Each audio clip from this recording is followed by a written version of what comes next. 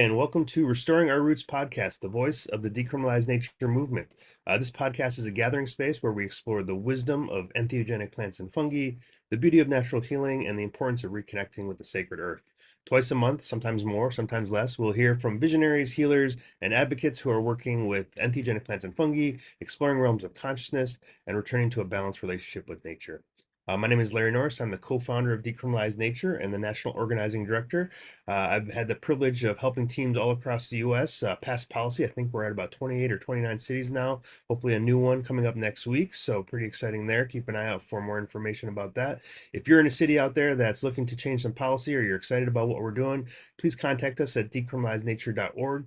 We do a monthly orientation. We'll help you out. We'll give you the tools you need to go ahead and pass policy, and we help support you along the way, help to build community, and help to build that sort of local educational and support infrastructure. So please reach out to us if you're interested in doing that. Also, if you are available or able to, please donate. There'll be a donate link in the bottom of the podcast here, and donate to help the movement out, to help us move forward and continue to helping people make sure they have a good relationship with plants and mushrooms. Also excited to have our behind the scenes maverick here, which Rachel doing all the good work behind the scenes. So we're on YouTube Live right now, but we'll be also putting this up on our podcast platforms in the next in about a week or so, including Apple Podcasts, iHeartRadio, and Spotify and others. So really excited to have Rachel here. Thank you always for being so great with this and putting together we're almost now on season 3 of our incredible podcast here, which just started off as a wonderful idea that kept growing. And now we have wonderful guests like Kat today coming in and so many others as well. So really excited about this. Season finale, So actually, right? season finale. That's right. So then the end of 2025, right? Yeah. So anyone that's listening to this live, keep in mind Rachel will be watching the chat box. If you have any questions, please go ahead and answer some or ask some questions in the chat box. In the last 10 minutes, we'll discuss anything that comes up. Kat's got some really wonderful things to say, I'm sure, and we'll have some great opportunity to discuss anything that you want to discuss as well. So excited for that. Our guest today is Kat Courtney. Really excited to have you on and really be able to spend some time to actually chat with you. You know, I've seen you on so many different platforms and really just appreciated all your work you've been doing and really how you view things, your perspective on this, the ethos that you bring forward. I think that's so critical. There's so many different sort of people out there working on different sort of angles, and you know, you always seem to be true to your heart and in full integrity. So I've really been appreciating that. So I'm excited to be able to come together and chat with you today. I know this Laura was going to be here as well, but Laura actually rescheduled to be coming up in April. So we'll have another great conversation then, but really excited to have you on by yourself so you can really get the nitty gritty of all the things that you think about and all the studies that you've been doing. It sounds like you've been doing this for about 22 years now, or maybe even longer than that, which is fantastic. You have Plant Medicine People is one of your organizations, and Base is another organization, which I'm excited to hear more about, an all women Ibogaine or Iboga organization that you have going there, which is great. And like I said, I've seen you do so many wonderful things on the platforms out there that you know, it's almost. I think you said that you were a fangirl earlier. I think I also fanboy as well, just appreciating all the good work you've been doing out there. So, really, how are you doing today, Kat? I'm doing amazing, Larry, and I totally feel like longtime listener, first time caller. Like I'm so happy to be here. Like such a fan of what you are doing and your team. Like so it's an honor to be here. Wonderful, wonderful. Yeah, thank you. Yeah. So tell us a little bit about your background for listeners that maybe don't know kind of who you are, maybe a little about your organizations and kind of how you came into this work and what interests you. Yeah, absolutely. Well, I found my way to ayahuasca to start with about 22 years ago, kind of the same way that a lot of us find our way to the medicines. I was kind of lost and sick, and I had a good life on paper, but it was pretty darn miserable. And I followed a guy to the jungle. He said, "Do you want to do this ayahuasca thing?" Which, by the way, nobody knew about back then. And I fell in love with the plant, not the guy so much. I broke up with the guy and stayed with the plant. And one of the best decisions ever. I went on a healing journey, obviously, but then a couple years in, I was like kind of white girl from Montana, learned to carry this tradition. And it turns out, yeah, I was welcomed into the Shipibo Canibo tradition and studied that for about 10 years, going back and forth to Peru and Central America and traveling all over and just having wild adventures, learning to sit and hold the intensity of that medicine. And then, let's see, about 5, 6 years ago, founded Plant Medicine People, which is a platform that really my passion is about helping connect people and plant consciousness. like and really working on that wound that a lot of us have of being disconnected from nature and the just pervasive sort of suffering that happens as a result of that. So we do courses, we do retreats, we do integration coaching, like all of the things, including ayahuasca retreats in Costa Rica and Peru. And yeah, as you mentioned earlier this year, my partner and I launched Basse, which is an ibogaine clinic. She's been working with ibogaine for 20 years. I am in support of that. And so we have this interesting bridge between shamanic medicines, clinical medicines, and all the ways in which these medicines are supporting people in healing all the things, PTSD and addiction and you name it. So I'm really lucky that plant work is my entire life right now. Yeah, it's so beautiful. Yeah, and I think I don't know for you, for me at least, I was came across ayahuasca around the same time, around 2000, 2001, right? And it was so, there's like something seems special about ayahuasca. Mushroom experiences really like you can dive into these deep layers of things, but ayahuasca for me was something that I had to really grok the idea of like, what does plant teacher mean? What is this? What is this other being that we're in a conversation with?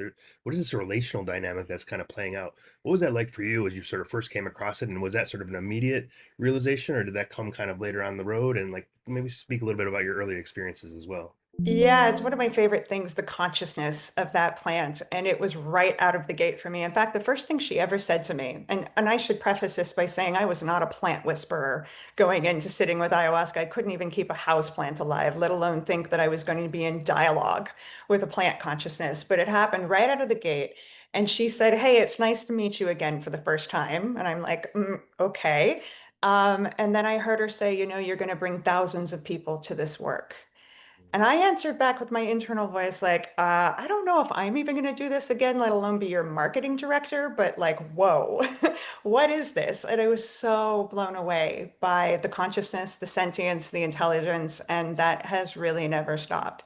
That plant in particular is just mind blowing, like the cleverness, the articulate, like nature, the surprising kind of, backdoor trickster energy she can have, like the whole thing. I'm just forever indebted and a student of her wisdom. Yeah. And then of course what she's helped me to be as a human being is pretty spectacular. So yeah, I'm a big fan. Mm-hmm. And when you, for folks that aren't really too familiar with ayahuasca out there, what what about it is really special for you outside of the things you just mentioned? Like, for me, just as an example, it really feels like there's like a realm of consciousness that we step into and can then kind of explore in a different kind of way.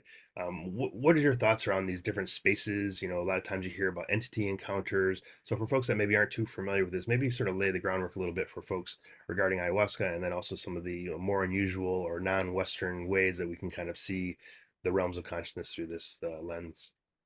Well, the way I look at ayahuasca is she's primarily an expander of consciousness. Like, and I really feel like there's a dimension that is her home that is different than the 3D space that we occupy.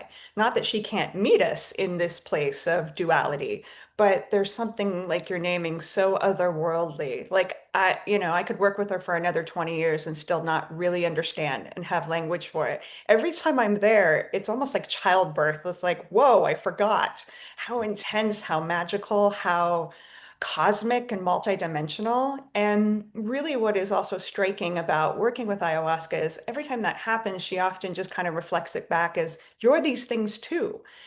We're all multidimensional. We couldn't have these conscious experiences if we didn't also have that capacity.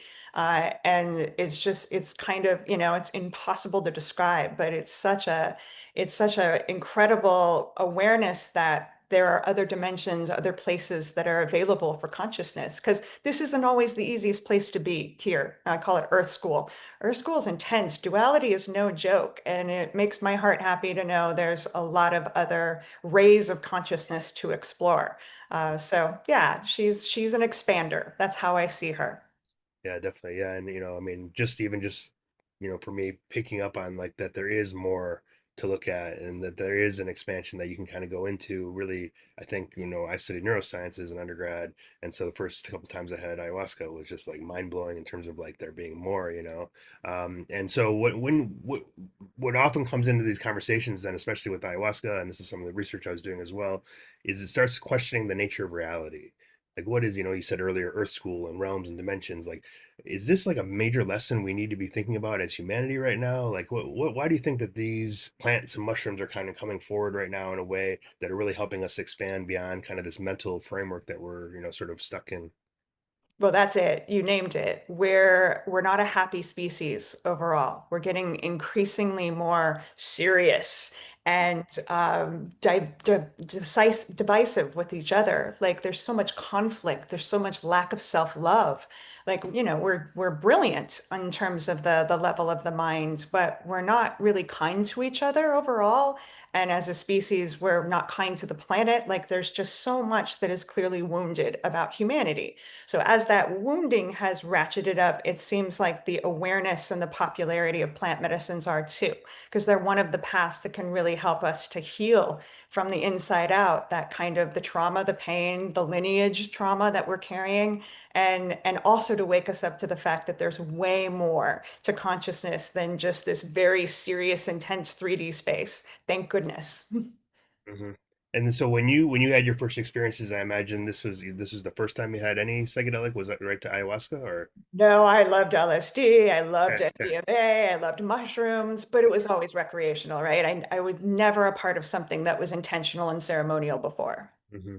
And again, for the listeners, can you help to maybe describe the differences between, because recreational, I'm not against that by any means. I've been, as I say, slapped upside the head by spirit on many dance floors, but ayahuasca isn't really something that you do recreationally. Maybe some of these other materials you can, but what's a ceremonial context like for folks that aren't familiar with it, and how could you maybe relate this to, being on a dance floor? Like, what for people that maybe are only familiar with the more recreational side, what are some parallels, and then what are some unique things that you find in an ayahuasca ceremony that you won't see elsewhere? Well, having a good time on a dance floor is sacred too.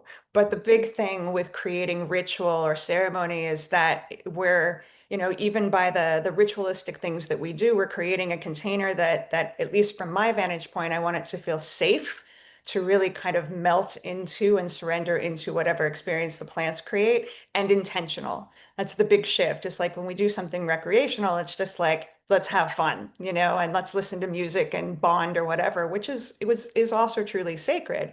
But it's when we work with the power of our intentions with these medicines, we can co-create more from that place, because the plants are mirrors in many ways. They're just mirroring what we're bringing forth. If it's not intentional, it can be more chaotic.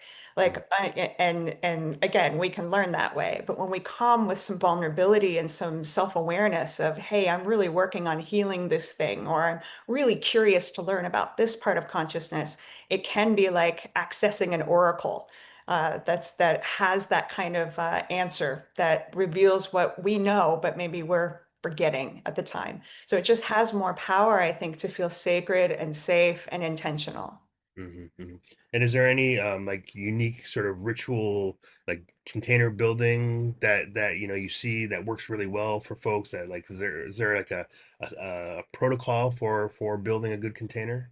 Yeah, it's something I've kind of adopted over the years. It's been a bit dynamic, especially since COVID, when we're all kind of dealing with intensity of shadow work on the regular anyway. What I have found is really helpful in the ritual of safety is to first create a foundation with the people that are doing the ceremony together. So when I do retreats, we don't drink medicine the first day. We want to get together, get to know each other a bit, create safety in that way, connect with the land, be intentional and respectful about the culture and the spirits of the land that we're working with, uh, educate ourselves a bit about the medicine and the tradition that people are sitting with so that we have a foundation that, in the old days, I'd go to retreats and the first night, here's a cup of medicine and off we go. And it just like, whoa, like not to, it didn't work necessarily. It just also felt a little less intentional and stable and even safe. So I just like to, titration is my love language, is what I say a lot these days, of like one layer at a time instead of immediately go big or go home.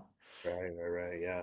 And you mentioned earlier sort of COVID, and have you seen a shift in both how people are sort of relating with the medicine and also the things that people are coming to seek post-COVID time? I really have. I mean, the really obvious thing that I think has shifted is people are just more sensitive. to the medicine as a whole. They're already kind of cracked open by life. We're all dealing with a lot. And so I don't pour nearly as heavy as I Mm, used to. Again, the titration has been something I've adopted because I just see people in a lot more vulnerable states. But in that sense, it's kind of like there's a deeper sense of integrity that we are hurting, we are scared, we are dealing with a lot. And I like that. And so does ayahuasca. She loves vulnerability and honesty. But I think it's required, at least with the people I sit with, just more of a gentle hand and more of meeting people where they're at and creating safety, even by letting them have a say in how much medicine that they're going to drink and celebrating going slow and steady rather than, I mean, I studied Shipipo. They're kind of known for being hardcore. And mm. my teacher was hardcore. You drink 3 cups of medicine and you push. And I'm glad I learned that way, but that's not how I do it now. That's how life is treating a lot of us. So we don't need our healing space to feel as intense and difficult and chaotic as life can feel. Yeah, it's great. Yeah, I hadn't really thought of it myself about sensitivity, and I've noticed like recently, like, wow, it doesn't seem like I need as much of whatever I'm taking to really have these breakthroughs, but I never really realized that seems to be a standard across at least the people that you're seeing, that there's a little bit more sensitivity now that's happening because of this sort of vulnerability, this rawness. We're all in this raw space right now, right? We all things that we thought were going to happen didn't happen, or things that people that we thought were good people are not people, good people. They change or shift, or all the kind of things that can kind of happen. And I, there Betty Eisner talks about setting, but then the third one being matrix, right? And the matrix meaning the embedded social systems and cultural systems that we're in, and how that can actually influence and affect our experience. But yeah, I think that's really fascinating, and it's something for me to reflect on, just in terms of sensitivity, and also learning the titration modality a little bit as well, which sometimes I don't always remember to do when I start off on doing these things. With the Shipibo, it seems like there's there's dietas that happen. There's like the songs, the Icaros, and that type of thing. For me, even like you're talking about with sensitivity, and the sort of the powerful sort of songs. Do you ever meet Yalila Espinoza once upon a time? No, but I know the name. Okay, Yeah. okay, yeah, yeah. So I did a ceremony with her once upon a time, and I always had like when the really sort of powerful masculine Icaros were coming through, I watched myself kind of block it a little bit. Like all of a sudden, like, okay, this is maybe too intense, and I naturally will like come up against it and maybe don't get that same sort of subtle healing. And then Yalila would come in one time, and just sung so softly, and it was like watching the songs like seep through the cracks of the wall that I had put up and get into locations that like I wouldn't have ever got into if it was this really strong sort of powerful masculine like coming at you voice. It was much more subtle. What's Speak to me a little bit about this, about the power of the Icaros, about sort of the sort of the strength and the sort of the feminine and sort of the subtle and all these types of things that can happen with a song, and maybe even speak a little bit more to what Icaros are for folks that don't really have too much familiarity with that. Icaros are my favorite part of the ayahuasca process, the ceremony aspect. And so they're songs that are typically in Shipipo, Quechua, sometimes Spanish. But they are songs that work with the language and the vibration of ayahuasca. And they're downloaded often through this working with ayahuasca or master plant diets, as you mentioned, like just basically merging with the plants. And in fact, the Shipipo that I studied with believe there's a portal where the songs come from. There's like a dimension where these songs come through. So none of us own the songs. Sometimes we're the first vessel to bring them in.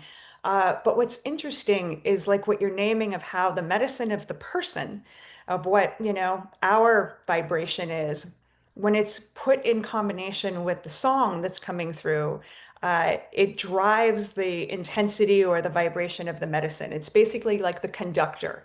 Mm, And what I love, what my teacher taught me is that what we want to do when we're singing is to actually be sung, to be deep in the medicine so that the songs are working us and not the other way around. I mean, the most powerful songs that I sing are when I'm not even really at the, consciously trying to drive it. And sometimes the songs come in a completely unexpected way. Like you're describing, like I might have a song that's fast paced and intense about purging.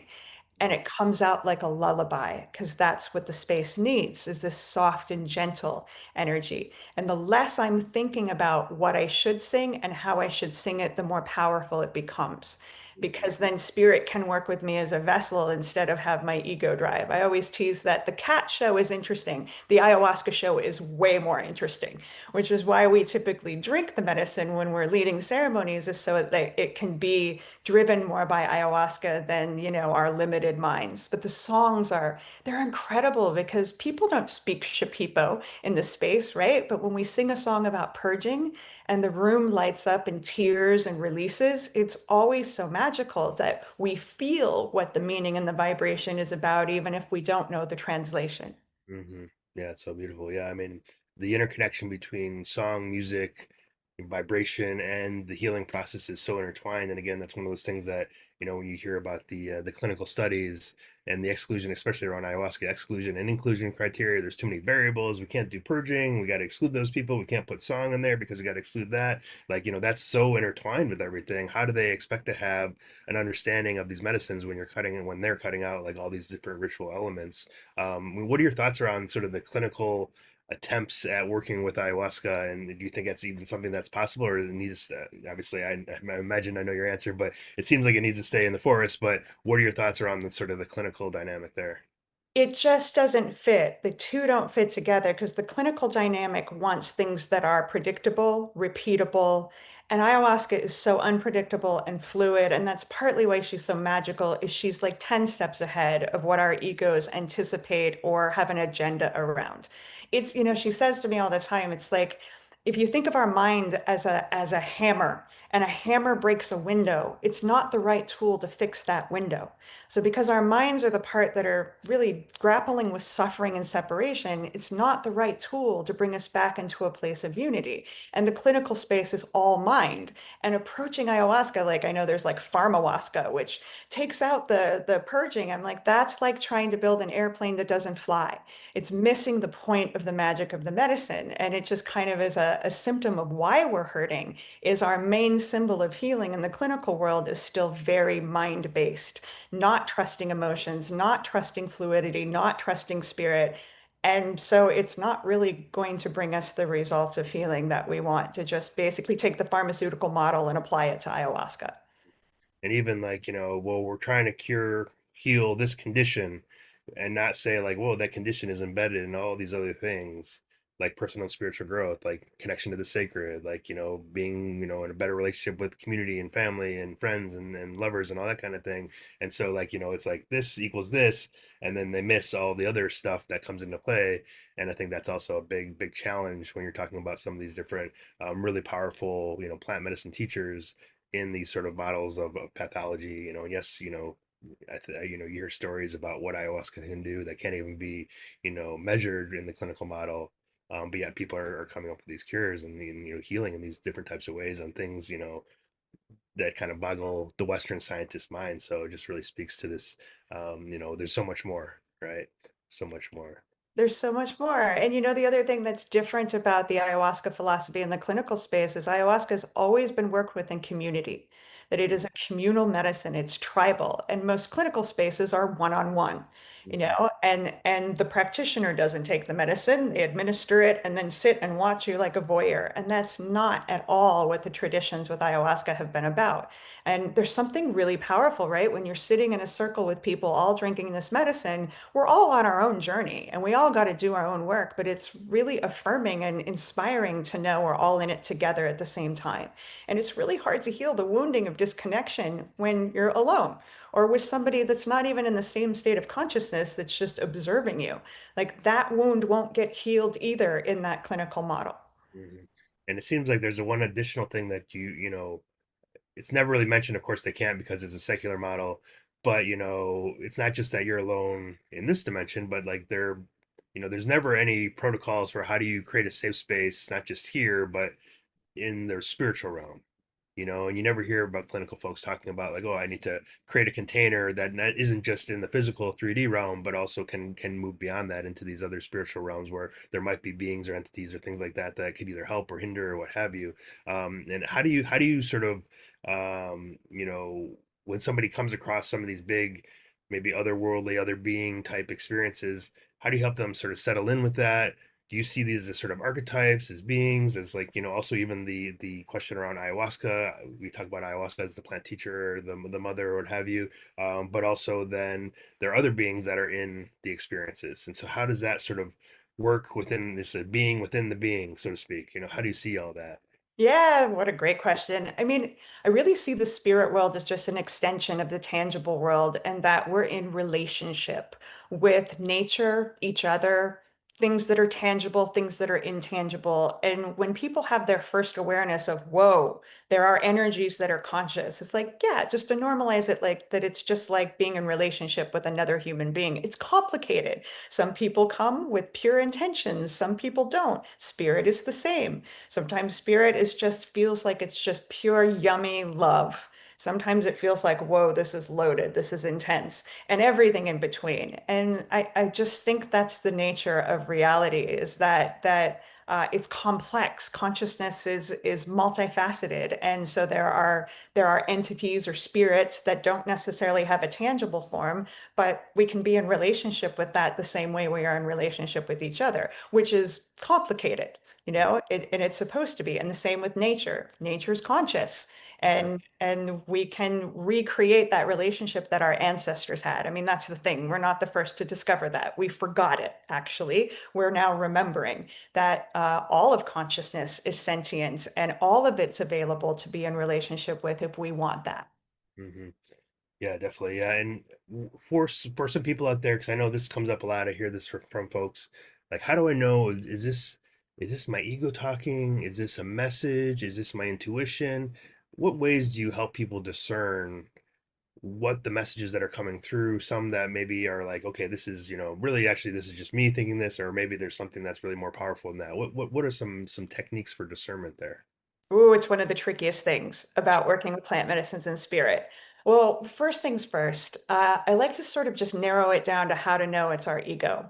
So if there is a message that comes through that feels like it's part of a hierarchy, in other words, if you hear, here's a bit of information and you're the only one to ever know it, Mm, that's either a spirit messing with the ego, regardless. If there's a hierarchy, if it's less than or greater than, if it's you're the only one, if there's any sort of separation, I don't trust that as being part of anything other than ego, because that's the ego's job. And when I connect with the purity of spirit, it's like I might know something that somebody else doesn't remember, but they have the same access to all the same wisdom, all the same power, all the same talents, etc., that I do, that any of us do. So if it's a message that feels like it's based in a space of equality and empowerment, yeah, I can trust that maybe that's coming from a divine force. Also, just our own somatic experience of trusting how things feel in our body, which is another thing the plants are helping us get back in tune with. Typically, if there's a message from my ego, I either feel the defensiveness in my ego and I can also feel contraction in my body, or my body itself will be the thing that says, that doesn't feel good, and just to kind of pay attention to those sorts of signs. And really, the biggest thing is if the ego is justifying, defending, insisting, if there isn't some plasticity, some allowance of, hey, maybe there could be a different way to see things, then you probably know you're dealing with an egoic message. If it's defensive, if it's this has to be true, the attachment, that those are all telltale signs of ego. hmm. And then when it comes to something like intuition or some of these other insights, I know you mentioned earlier with plant medicine people that you work a lot with integration. What types of ways do you help people sort of pull that information through and even remember it to some degree? Obviously, that's the hard part too. Do you have any sort of techniques for helping people remember things? I think I look at it in a different lens that we remember in ways that aren't always conscious. And to Mhm. bring us back into a space of trusting that, we know, even scientifically, the conscious mind only holds a tiny portion of what we have access to, even on the level of our own minds. And the joke ayahuasca has is you're on a need to know what the basis with the universe, what you need to know, you know. And that if we can develop more of a trust in that, we'll actually have more access to the knowledge that we carry. The more we grasp, the more the universe is like a dangling carrot that kind of hides from us. So there's a level of trust of just kind of accepting, okay, this is what I remember right now. This is what I know is clear about the experience. Because a lot of times in integration, it's like, what just happened? It's like, okay, well, what are you feeling? What is your current experience? And then a lot of what I do in integration is the opposite of what the conscious mind wants.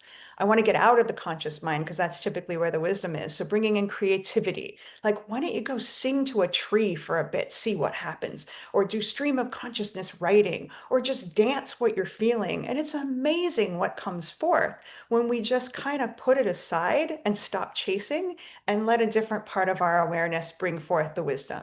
So a lot of integration is the opposite of what the mind wants. It's not about creating meaning, it's about connecting to different parts of ourselves that has the answer. Yeah, I like that. Yeah, I mean, I'm kind of I've gone back and forth because we have this idea integration also equals implementation, right? So integration, once you're not integrated until you've actually applied the daily, insights, and you've had the behavioral change and all that kind of thing. So when I've kind of wrestled with these ideas, I often think of integration as more of a meaning making process, but it is then becomes more mental. And yet I find so much work that can be really valuable in just doing painting or some sort of creative process where it's a nonverbal. And I like some of the other nonverbal approaches that you mentioned earlier as well, in terms of like how to sort of tap into that. I've even heard people say sometimes listening to music that was similar to what they heard in the ceremony can help bring things up that they maybe had forgotten, or they hadn't really thought about. But it is such a cosmic joke that you have these great insights, and then they just disappear, and they're not really meant to be, as you mentioned, not really meant to necessarily be brought forward. I was talking to somebody last night actually about this idea of symbolic latency. So it's basically like these downloads or this piece of information that we get are planted like seeds in our brain or our mind, or however you want to look at consciousness, right? And we're not really supposed to see this. You can't pull the flower out of the seed, right? It's just going to be sitting there, and we water it with information. We do more integration work. We put some more water. We get some good soil in there, and then maybe it takes a year. I've had insights come through many, many, many years later, unexpectedly. It just all of a sudden three or four things happen at the same time that helps remind me. It's like this big synchronicity, and then boom, that idea flourishes in a way that I wasn't ready for previously. So maybe talk about that process too. Sort of, you mentioned there's this long, sometimes a longer wait period. It's not going to happen right away, but speak to like sort of the insights that can come over time, and how then to help bring that back for people, because that might be more shocking for folks as it comes maybe 2 or 3 years later. Yeah, it's a process though, all of this. Like, I love your metaphor of the seed gets planted because sometimes we feel as though something comes in and disappears, but does it? Or does it just get embedded somewhere that eventually will come forth, without us forcing it? I feel like the way that we water and nurture these things is just by being kind to ourselves, self-care. Like, so again, even though this might be counterintuitive, if somebody comes out of a powerful plant experience and they're like, I'm so confused and I feel like the most profound things happen, but I don't know what to do with it. I'm like, well, then the answer is being kind to yourself. What can you do to show up for yourself every day? Because that is watering whatever was planted. And how could love expressed to ourselves from ourselves be anything other than nourishing and to bring forth, always holding the intentions of what we want to create in our life, but not feeling like there's a time frame of urgency that we have to force it. Because I think the universe, the more we try to force something, the more it's kind of delays. Like there's such an element of trust that the plants try to teach us. And if we use them as examples, when a seed gets planted, the plant has its process and Mhm. seems to be really trusting of that. And that some plants grow quickly and some take their time and everything in between. And to allow ourselves to be part of that. We are nature. And we're not supposed to just overnight become the best versions of ourselves. That would be a really boring life. We'd be like, done, Christ consciousness achieved. And then what? Right, right. No, I mean, I really like, I mean, so many times I've been looking for insights and think, how would the natural world do this? What things would happen in nature? And again, we are nature, but also just like reflecting on that. Here's this thing I'm trying to figure out. How would nature handle the situation? And you know, oftentimes the insights are pretty profound when you really think about it there. So yeah. So you know, we're talking a little bit about ayahuasca. I know you're also doing some work with iboga. That's a slightly different experience. Maybe for folks again that are kind of new to this, what's an iboga or ibogaine experience? Like I imagine you work more with iboga, or you said you had is an ibogaine clinic. We So actually work with ibogaine okay, specifically, okay, which is an alkaloid in iboga, okay. that our mentor, Dr. Deborah Mash, discovered like 40 some years ago. When you isolate this one molecule from iboga, which is a plant in West Africa, kind of like ayahuasca that's been used in spiritual traditions with the Bwiti tribe for centuries. But ibogaine is such an incredible molecule because when you isolate it in concentrated forms, it disrupts addiction, specifically opiate addiction, and also is, I think, from what I can see, the most powerful disruptor of trauma. The ability to close trauma loops that maybe have embedded since birth. And if you work with Iboga, it's a psychospiritual medicine that is, again, similar to Aya, mushrooms, like beautiful opportunities for spiritual growth, but it doesn't have enough ibogaine to do the neurological reset that ibogaine itself can do. So the clinic that we created this year is specifically for people dealing with addiction of opiate or alcohol, severe PTSD or chronic pain. And so if people come to us and they want the psychospiritual experience, we refer them to a Bwiti priestess that we adore in the Iboga space. But for the more clinical things and oftentimes it's people that this is the last resort. They've tried everything else. They're desperate for help. And ibogaine is absolutely incredible in the neurological reset that it can do. Yeah, that's I have probably told this story before on the podcast, but I had a friend of mine that was one of Dr. Mash's subjects way back in St. Kitts, and he was like he had some dreams that he wasn't going to make it. He had been, you know, using heroin for 20 some years, and he's like, I'm starting to have dreams that I'm going to die this year. So what am I going to do? I got to like figure myself out, right? And he went and called Dr. Mash, and Dr. Mash was a little bit like, you're a little toxic. I don't know if this is going to work for you, and you might not make it. And he's like, I'm not going to make it anyway. Why don't you give me a try? Give me a chance, an opportunity for this, you know? And so he talks about this story about this window of opportunity following the experience. And Laura knows who I'm talking about here, Adrian. This window of opportunity about 5 to 7 days where that craving and that withdrawal isn't there. And so that mechanism is so odd because here we have this plant that's been used for initiatory rites of passage, for connecting with the ancestors in the sort of more traditional way. And then here it comes sort of in the Western world and is helping people with one of the bigger challenges that's happening currently in the sort of pharmaceutical slash medical clinical models that people are kind of inundated with in terms of opioids and things like that. What's that like for people that are going through this process? Are you finding that they're able to sort of move through? I know sometimes that post integration, he mentioned that there was a lot of work after. It wasn't just like, okay, I had the Ibogaine and I'm good. You know, it gave me that window of opportunity, but then I had to reset. What's that like for your clients in terms of that reset process? Yeah, well, we have to emphasize out of the gate and be honest that it's not a cure. There is no cure for addiction. You know, Ibogaine is a catalyst for change and a really powerful one, but we set up expectations of like, look, it's going to help you move through post-acute withdrawal symptoms, which is the reason why people relapse. And we try to get to people to, you know, typically 95% through, maybe little residual of those after effects, which is the miracle, right? Because that's why people relapse is going through those just brutal aftermath things. But you have to be willing to go home and change your life. Mhm. And, you know, for example, if somebody comes and they're in a couple and both members of that couple are using opiates, both of them have to come for there really to be a space for success. Because if you go home and you're still relating to the same people that are doing it, you're still in the same atmosphere, you're likely to relapse. The drug isn't going to, or the craving for the drug isn't going to go away just because you took Ibogaine and now you're hanging out with people. So we really set it up out of the gate that we do a couple of things. First, really the whole experience is also a somatic healing experience because most people that have been using these things are very disconnected from their bodies. Most people with trauma are very disconnected from their bodies. So we do gentle things the whole week with body work and somatic practices to help come back into a good relationship with these beautiful vessels. And then, you know, helping people with the tools that they need in a personal way to create a new foundation to relate to their lives. And that could be getting back in touch with creativity. It could be creating a morning ritual that prioritizes their self-care. There's all kinds of ways we do it based on what the person needs, but the emphasis that you're gonna have to work for it afterwards. Yes, it's a miracle that it does the neurological reset and cuts through the withdrawals, but there's so much work that has to be done to create a new way to walk in the world. But what a gift to have a medicine that gives that opportunity, that window that you're speaking of. Yeah, yeah, and I imagine too.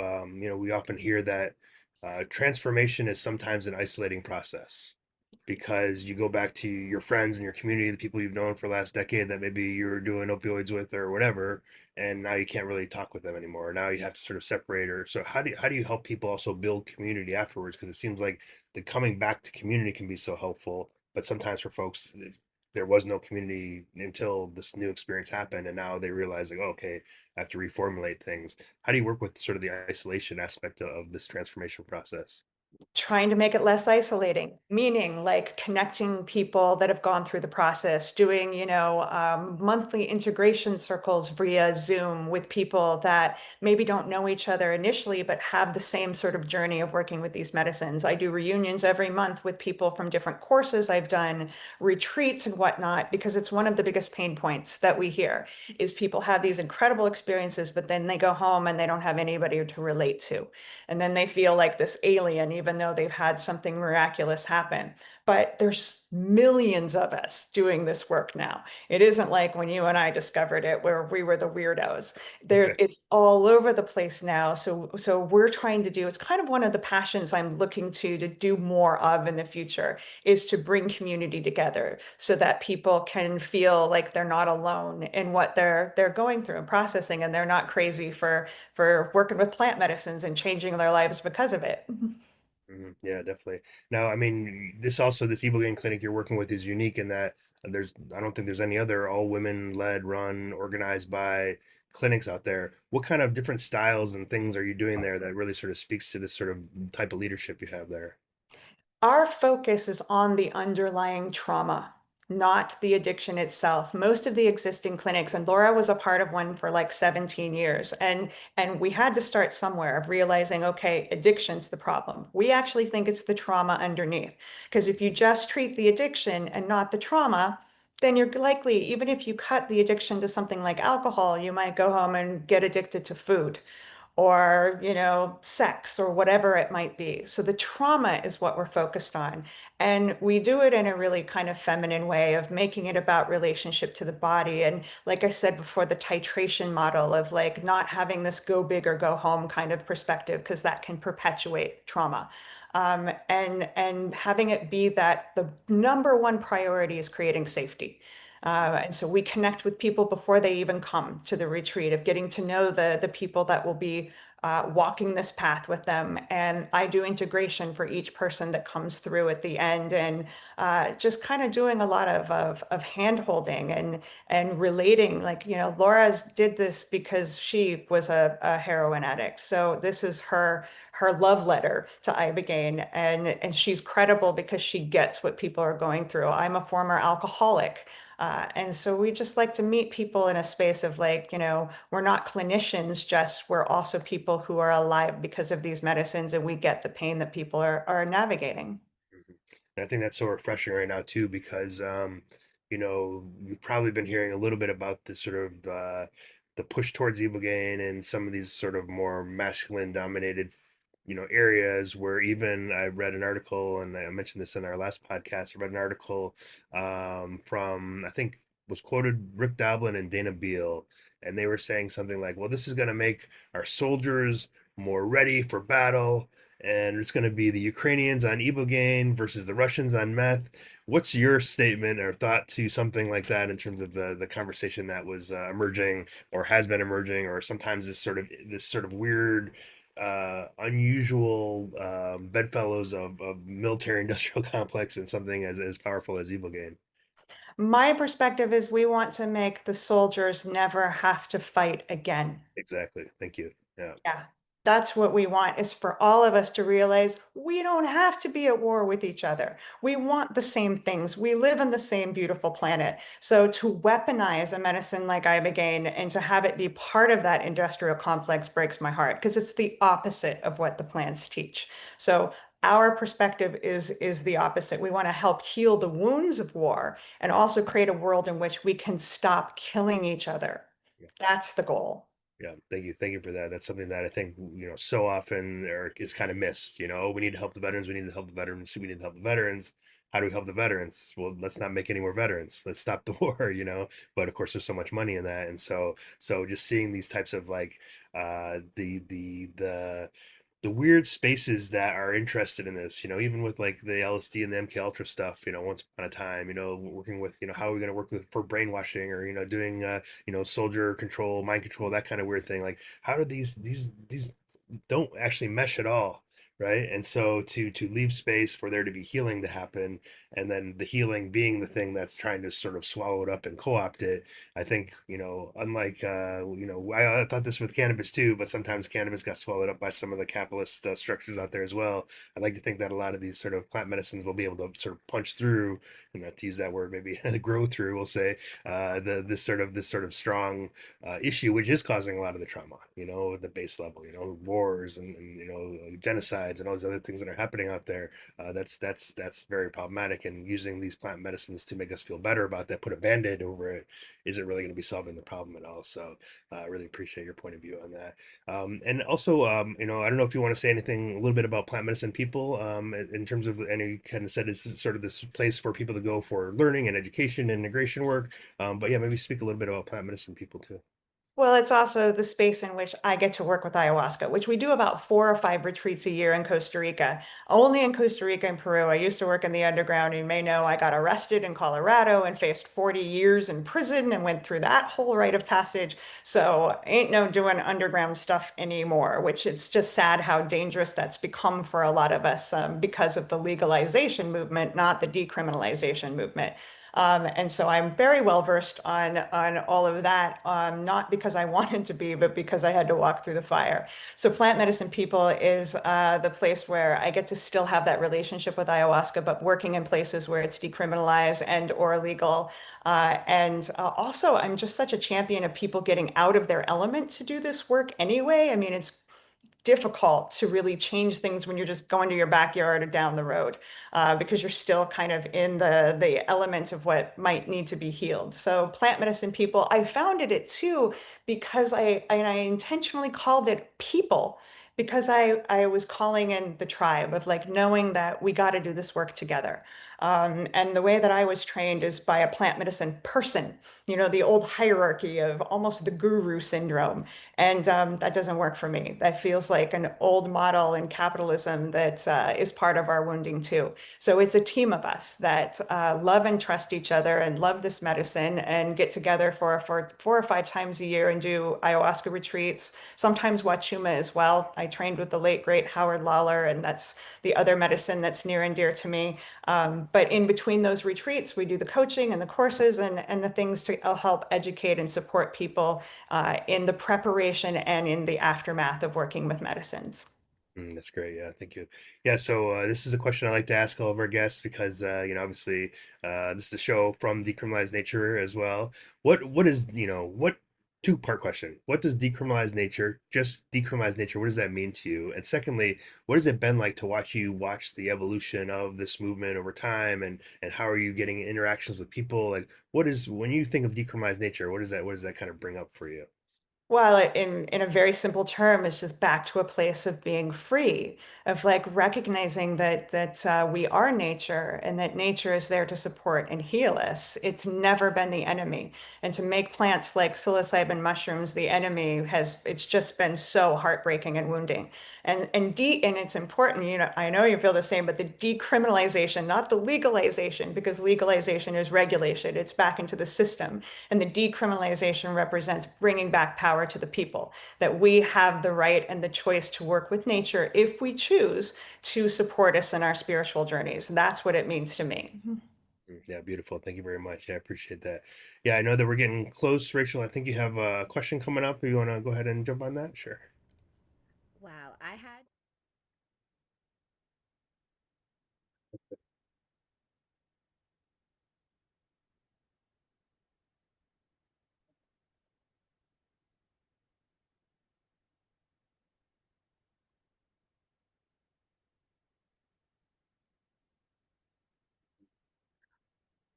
Hmm.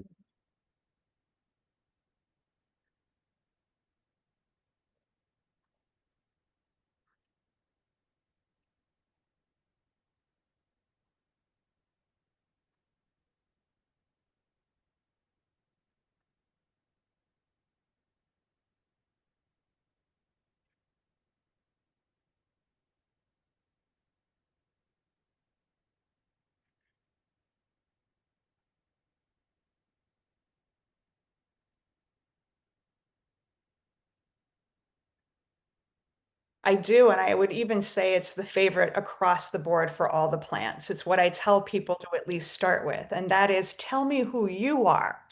Tell me about your experience as a consciousness, because we so often treat it like we're sitting on Santa Claus's lap. I want this and this and this and this and this and this. And that's great because they can help us co-create anything. But to first, like any relationship, say, what is it like to be you? Honestly.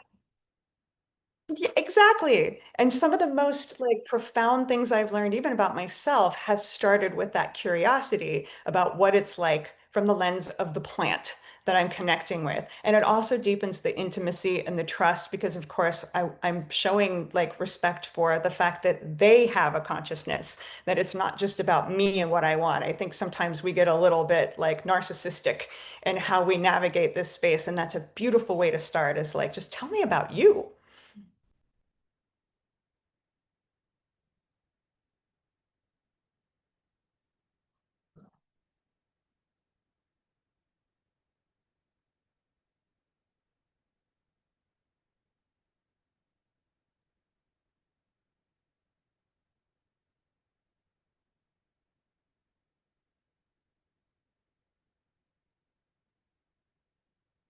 Yeah. Yeah, thank you, Rachel. Yeah, and maybe just to follow up on that because it's something that we hear oftentimes, and I've gotten stuck in the sort of um the situation on this too is where people talk a lot about intentions, but maybe intentions are kind of what you're speaking about. It's too directing of an ask, and then next thing you know, the intention is like, oh, you want to do this thing? No, no, you got to go this way to figure out the answer to that question. What are your thoughts in terms of intentions in ayahuasca space? How do we do it in a humble way, where we're able to be open to it while also be able to sort of direct it a little bit in terms of what we're seeking. Oh, it's kind of the master class that we learn over time of working with these plants. It's a great question. I'll use a quote that I've heard from ayahuasca. She says that in our culture, it's not so much that we have an attention deficit disorder, we have an intention Mm, deficit disorder, not just working with plant medicines, with life in general. We live in a pretty passive way because we haven't really, most of us, carried over the ritual of our ancestors of living intentionally. And so for me, living intentionally is more about vulnerability and presence, integrity of, okay, what am I really feeling and working with right now? If the universe were a genie standing before me, what's the thing that I really need the most? It could be healing, it could be insights, it could be knowing something about consciousness, plants, etc. But it has to come from a vulnerable place. It can't just be this mental place of, I want more abundance, or I want to know my soul's purpose, because that isn't intentional, right? You can't feel that deeply. When people do the plant medicine work with us, I love it when they come and they're so emotional, they don't even have words for their intentions. I'm like, that's way more powerful than having some slick like sentence to describe it, is that it's deeply felt. And that's the language the plants speak anyway. It's not about being crafty and witty. It's about being vulnerable. And that's where we can co-create anything because it's from depth, not just from thought.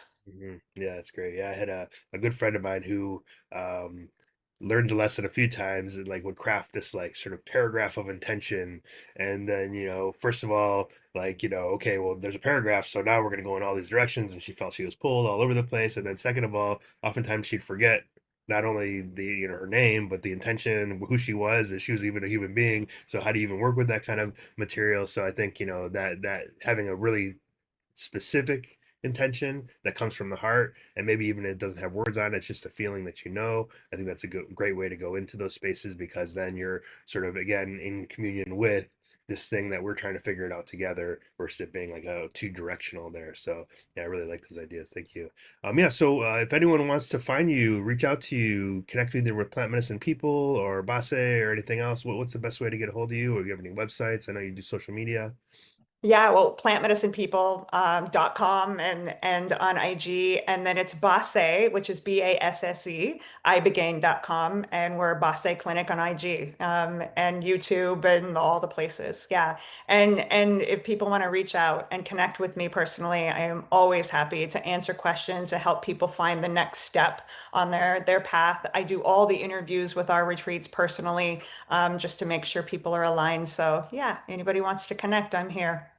Great. Well, thank you for such a wonderful conversation today, Kat. I really been appreciating it, and I'm sure we'll have more opportunities to chat in the future. Really, really happy to have you here, and to get sort of the in-depth, sort of deep level experiences of what you've been doing, and kind of hearing the insights from both of you. And it feels like almost the plants are talking through you as well in this kind of conversation. So, thank you very much. For folks out there, this will show, if you weren't able to watch it live, we will be putting this out in 1 week on the different podcast channels, Spotify, Apple, et cetera, et cetera, et cetera. So keep that in mind. This is our last show of the year. I don't know if this means technically season 3 is coming up soon, but thank you, Kat, for being the last show of 2025, and really excited. Hopefully everyone had a great 2025, and hopefully the 2026 will be fantastic as well. I hope you have the best of luck and wishes, and all the good things for your 2026, and for Basse as it moves forward as well. And and you as well, Rachel. But thank you all, everyone, for listening in today. And our next show will be, let me check this out real quick. I think it's in January. January 11th will be our next show, and that's going to be with Mackenzie Darling, who's working on some leadership work out there. I'm spacing on the name of the she just has a call to arms, but no, call to something podcast that just came out. Doing some really incredible work. So that'll be on January 11th at 10 a.m. Pacific. If you are out there and ready to listen to our live show. Otherwise, look forward to more. We have episodes going all the way out till April. Kat's partner, Laura, will be coming on April 26th, so you can come visit us then. But we have pretty good booking up until then, so really excited for that. And for everybody else out there, keep an eye on what we're doing. Check out our website. Check out this podcast as well, and donate if you can. Donate to Plant Medicine People as well if you have an opportunity to do that. And everyone here, have a good rest of the year. For everyone out there, until next time, tune in, stay rooted, and let's grow together. Have a great Sunday, everybody. Bye bye now.